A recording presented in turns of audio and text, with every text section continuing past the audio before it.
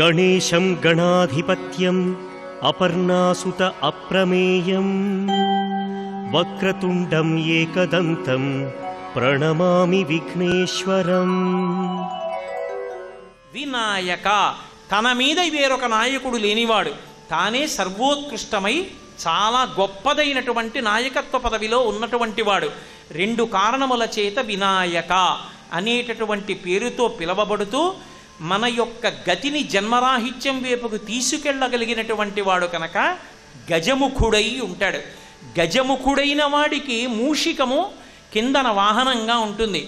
అది ఏనుగు యొక్క ముఖానికి కింద ఎలుకకి సంబంధం. ఆ రెండిని కలిపి విచారణ చెయ్యాలి. ఎప్పుడు సంస్కృతంలో మూషికము అన్న మాటకు అర్థం ఏంటంటే దొంగ బుద్ధి కలిగినది అని.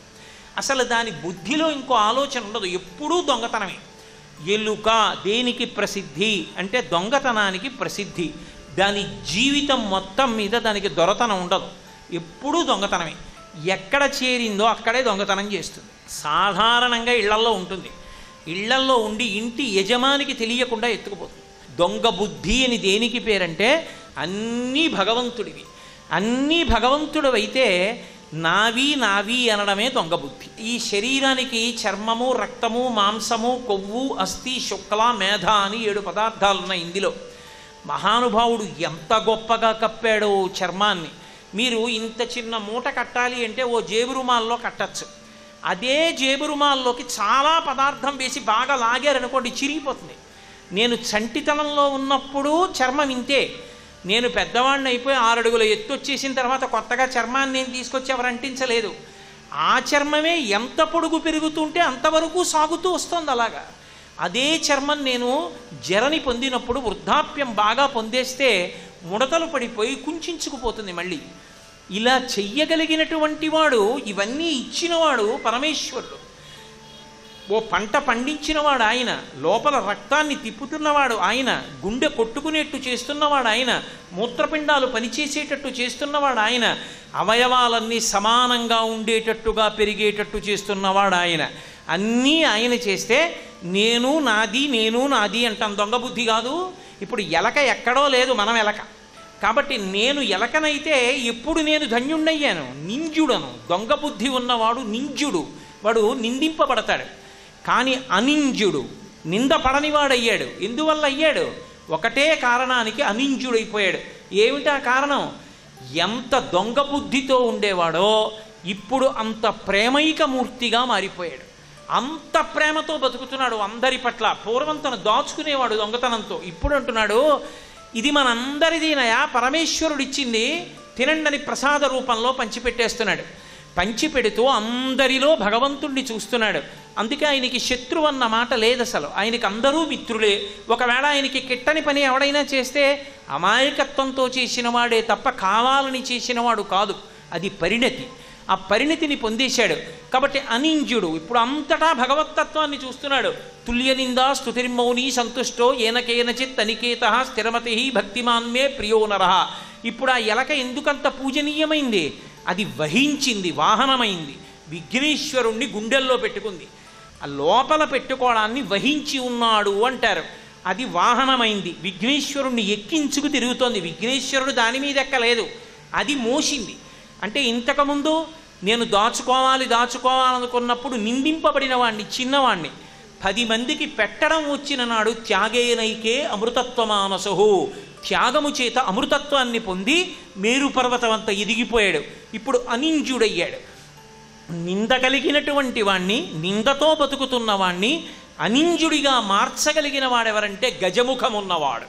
ఆ గజముఖం ఉన్నవాడి పాదములు పట్టుకుంటే గతిని నిర్ణయించి జన్మరాహిత్యం వైపుకి తీసుకెళ్ళి మూషికాన్ని అనింజుడిగా చేసి తనకి వాహనంగా చేసుకోగలడు.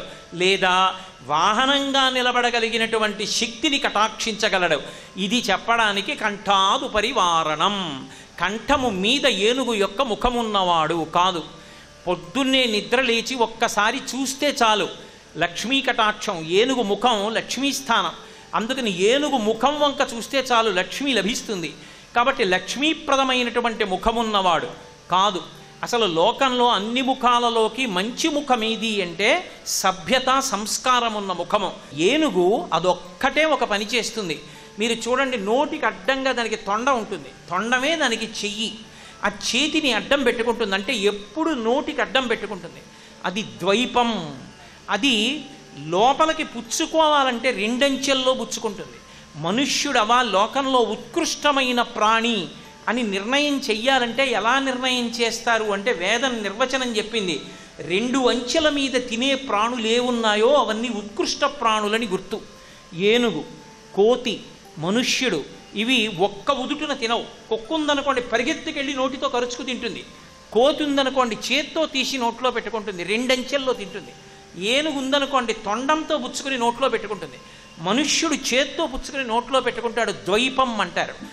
ఏనుగు పుచ్చుకుంటే 2 అంచెల్లో పుచ్చుకుంటుంది, ఇచ్చేస్తే ఒక్క ఊపులో ఇచ్చేస్తుంది, అంటే తొండంతో తీసి ఇచ్చేస్తుంది తప్ప 2 అంచెలు ఉండవు.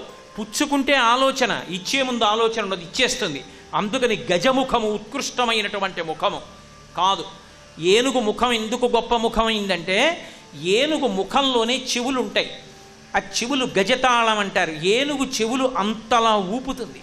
ఆ ఊపడం కాదు, దానికి ఉన్న గొప్పతనం ఏమిటంటే ఒక్క విఘ్నేశ్వరుడి యొక్క చెవులకే ఆభరణాలు పెట్టరు, మిగిలిన అందరు దేవతలకి కర్ణాభరణాలు పెడతారు. ఆయన వింటున్నాడని మీకు బాగా అర్థమవుతుంది, చెవులు ఊపుతూ మరీ వింటూ ఉంటాడు. అందుకే ఆయన ముఖం చూసేటప్పటికే మన కష్టం వినేవాడు ఉన్నాడు రా అని ధైర్యం కలుగుతుంది. అందుకని సుముఖం, మంచి ముఖం ఉన్నటువంటి వాడు. కంఠాదు పరివారణం కాదు. అసలు రహస్యం అక్కడే ఒక రాక్షసుడు తిరుగుతుండేవాడు కైలాస పర్వత ప్రాంతంలో. ఆయన బ్రహ్మగారి గురించి తపస్సు చేసి వరమడిగాడు. స్త్రీ పురుష సంభోగము వలన పుట్టనటువంటి వాడు, ఏనుగు యొక్క ముఖమున్నవాడే నన్ను చంపాలని అడిగాడు. ఎందుకని ఆయన గజముఖాసురుడు, అది ఏనుగు రూపంలో ఉండేవాడు ఆ రాక్షసుడు.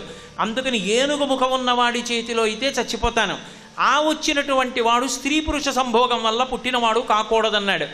అందుకే లోకానికి రక్షకులు కనుక పార్వతీ పరమేశ్వరులు లోకాల్ని కాపాడడానికి పార్వతీదేవి తన ఒంటికున్నటువంటి పసుపుని నలుగుగా తీసి విఘ్నేశ్వరుణ్ణి పెట్టింది. మీరు ఏ దేవతని పూజ చెయ్యాలన్నా 2 మార్గాలు ఉంటాయి. ఒకటి దేవత యొక్క మూర్తి ఉండాలి, 2 అక్కడ ఏదైనా మీరు పూర్ణ కలశ పెట్టాలి, కలశ పెట్టి కలశలోకి ఆవాహన చెయ్యాలి. గణపతిని పూజ చెయ్యాలి అంటే మీకు ఈ 2 అక్కర్లేదు. పసుపు ఇంత 3 వేళ్లతో నొక్కి బొట్టు పెడితే అందులోకి విఘ్నేశ్వరుడు వచ్చేస్తాడు. పార్వతీదేవి తన ఒంటి పసుపుతో మొట్టమొదట ముద్ద చేసి నరగణపతిని సృష్టించింది. నరముఖంతోనే ఉండేవాడు, ఇప్పటికే చిదంబరం 3వ వీధిలో ఉంటాడు. పరమశివుడు లోకాల్ని రక్షించడం కోసమని స్త్రీ పురుష సమాగమం లేకుండా పుట్టినవాడు కనుక ఇతనికే ఏనుగు ముఖం కూడా ఉంటే గజముఖాసురుణ్ణి సంహరిస్తాడని ఆ ముఖాన్ని తీసేశాడు. ఎందుకని అంటే మహానుభావుడు లోకములకన్నిటికీ రక్షకుడు కనుక అంతటి గొప్ప పని చెయ్యగలిగిన వాడు శివుడు ఒక్కడే.